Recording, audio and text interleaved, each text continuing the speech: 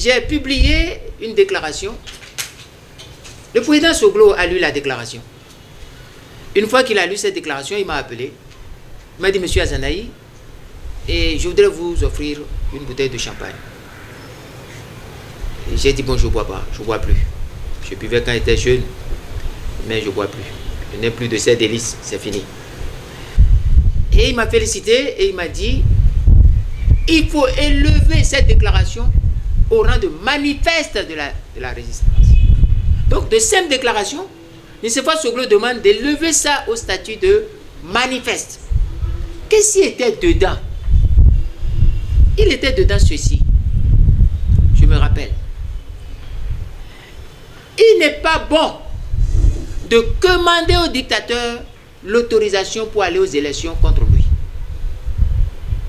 Il n'est pas bon de ne réagir qu'au segment de lutte ouvert par le dictateur. Et il n'est pas bon de croire qu'il faut candidater contre un dictateur efficacement avec les lois du dictateur, les structures du dictateur. Et plus loin, j'ai écrit dedans. Est-ce que tous les dégâts provoqués par Patrice Talon, est-ce qu'on a déjà réglé ça?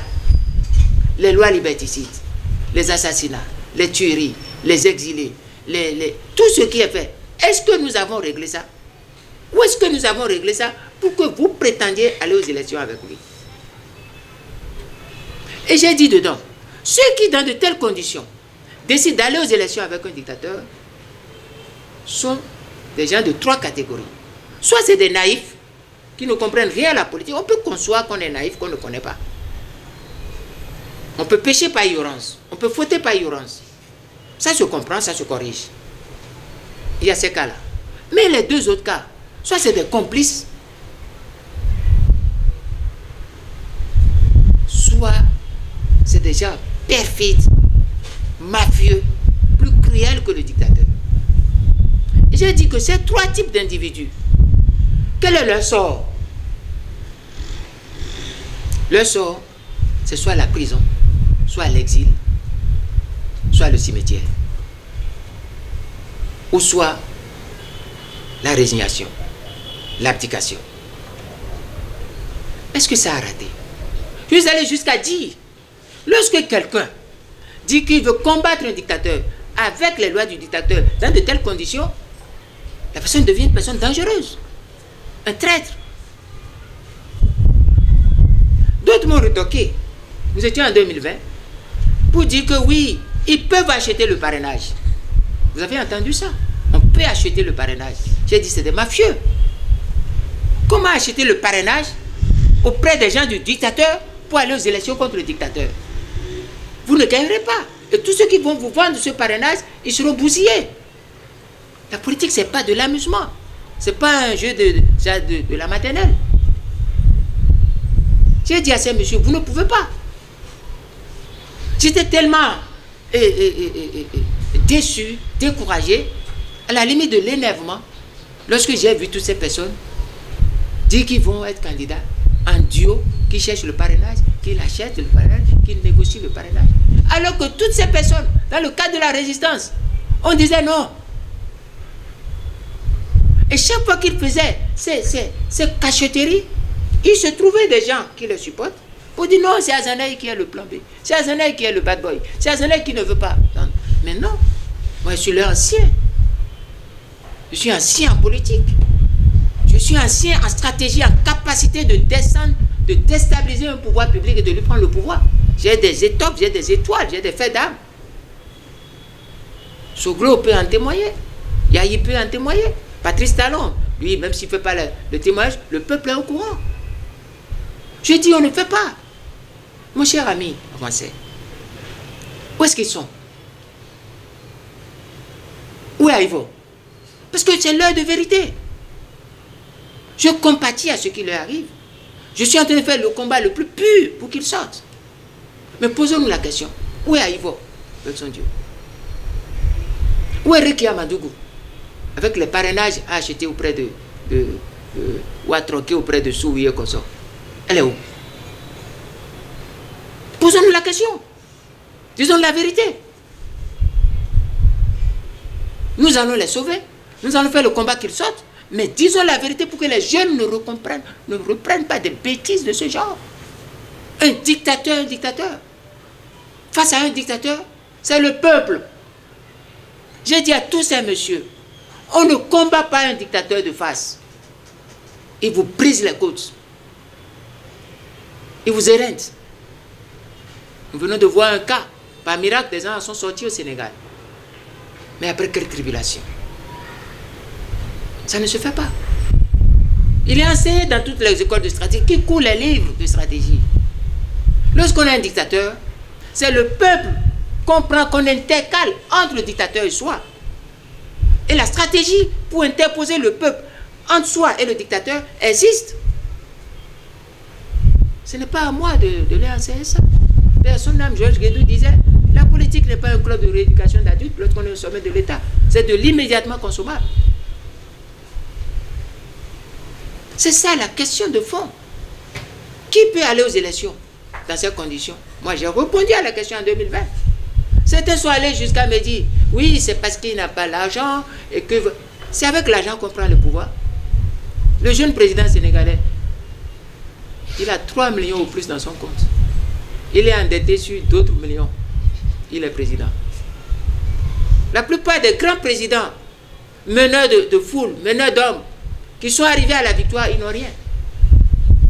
Parce que généralement, ceux qui amassent de l'argent, qui pensent que la politique est argent, ils ne progressent pas. Gbagbo n'avait rien. Fidel Castro n'avait rien. Je connais son histoire. À peine il était en licence. Et plus loin, Lénine, il était en 2e année. En 1800 et quelques. Quand il a fui de la Russie pour aller en Finlande. En sortant de la prison. Il n'avait rien. Combien avait Nelson Mandela quand il faisait la lutte? Non. C'est la capacité, votre capacité de pouvoir vous mettre dans les valeurs et les principes et de vivre la sincérité de ce que vous défendez. Alors, nos amis qu'on a retrouvés dans les prisons en exil, est-ce qu'ils ont vécu la sincérité de ce qu'ils professent? Non. Parce qu'ils auraient vécu la sincérité que personne parmi eux ne serait candidat.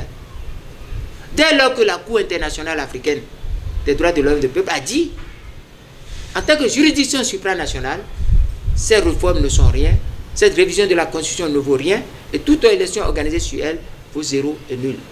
C'est fini. Il faut croire au peuple et aux valeurs. Vous avez l'exemple avec Sonko Listier.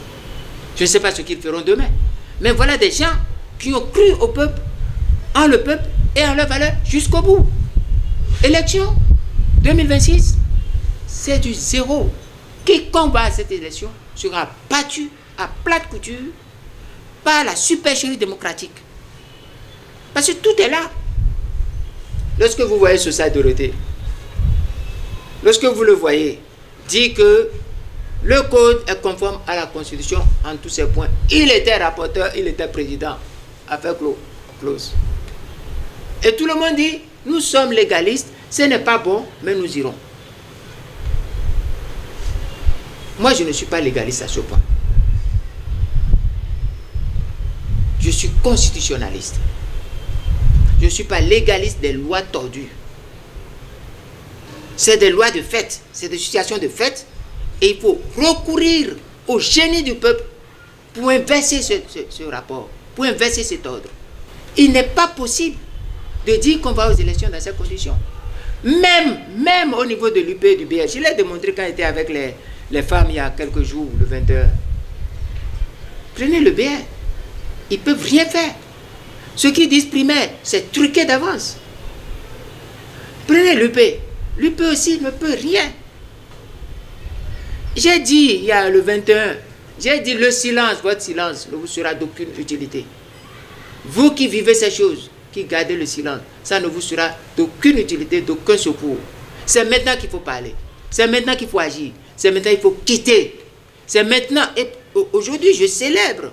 Je remets, j'invite la capacité de démissionner, la beauté et la vertu, la puissance qu'a une démission. C'est aujourd'hui qu'il doit y avoir des démissions collectives de ces formations. Que faire? Écoutez, le que faire. Je sais le que faire. Mais le que faire ici étant très stratégique, il me sera difficile de dire exactement, détail pour détail, ce qu'il faut faire.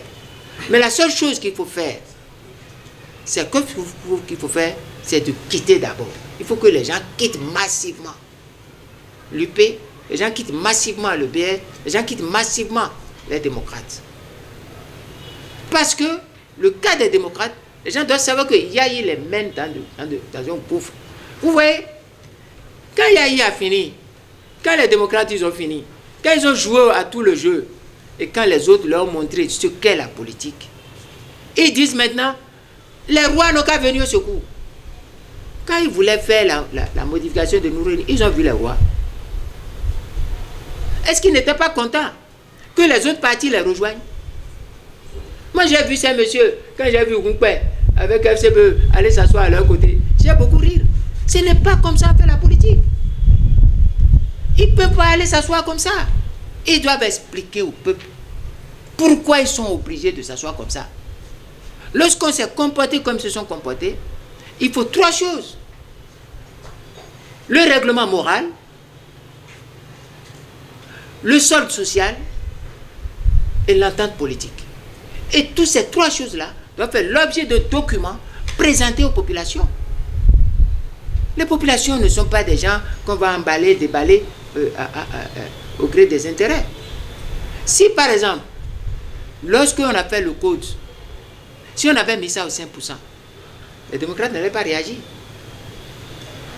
Puisqu'ils avaient demandé 5%.